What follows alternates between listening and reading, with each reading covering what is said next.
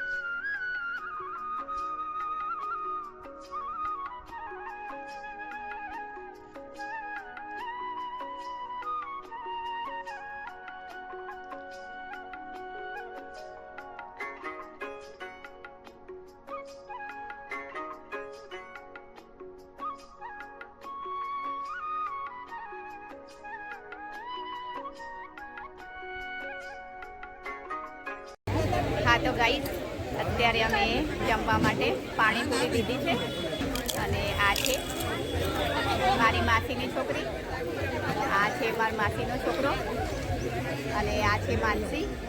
તમે વિડીયોમાં એને જોયેલી જ હશે.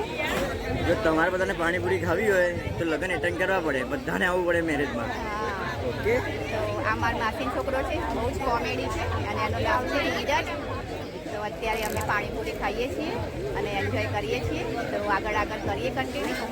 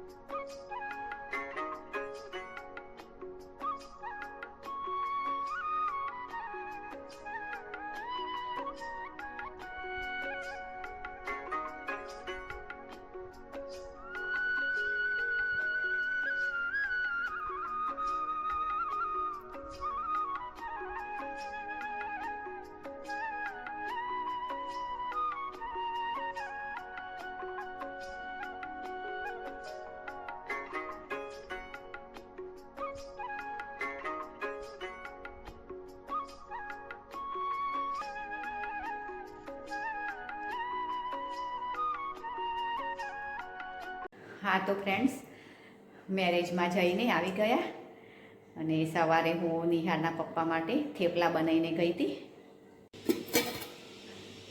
આટલા થેપલા પડ્યા છે અને આમાં છે ટામેટાં સમારેલા, પણ થેપલા તો પડ્યા જ છે. તો વિચારું છું કે ચા બનાવી લઉં, કાં તો પછી મેથીની ભાજી નાખી અને વેસણનું શાક બનાવી લઉં. તો જોઉં હવે શું બનાવું, એ હજુ વિચારું જ છું. તો બનાવું છું થોડી વાર પછી. તો વાસણ સવારે થોડાક નીકળ્યા હતા, એ મેં ધોઈ અને મૂકીને ગઈ હતી. તો વાસણ ગોઠવવાના છે, તો વાસણ ગોઠવી લઉં. અને કપડાં તો હું ઉપર જ સૂકવી આવી હતી, તો કપડાં પણ ઉપરથી લાવવાના છે. અહીંયા મેં બનાવ્યું છે વેસણનું શાક મેથીની ભાજી નાખીને. તો હમણાં જ વઘાર્યું છે, તો હજુ વેસણ ચડવા દેવું પડશે. તો હવે ઢાંકી દઉં તો થઈ જાય વેસણનું શાક, પછી જમી લઈએ.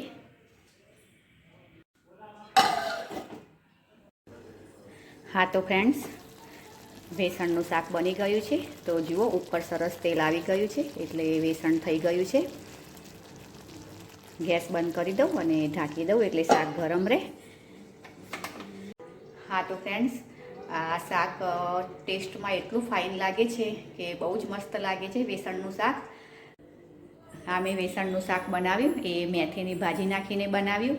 તો વડીઓ વેસણનું બનાવાય, ટામેટું નાખીને વેસણ કરાય, પછી સિંગદાણાવાળું વેસણ પણ બનાવાય.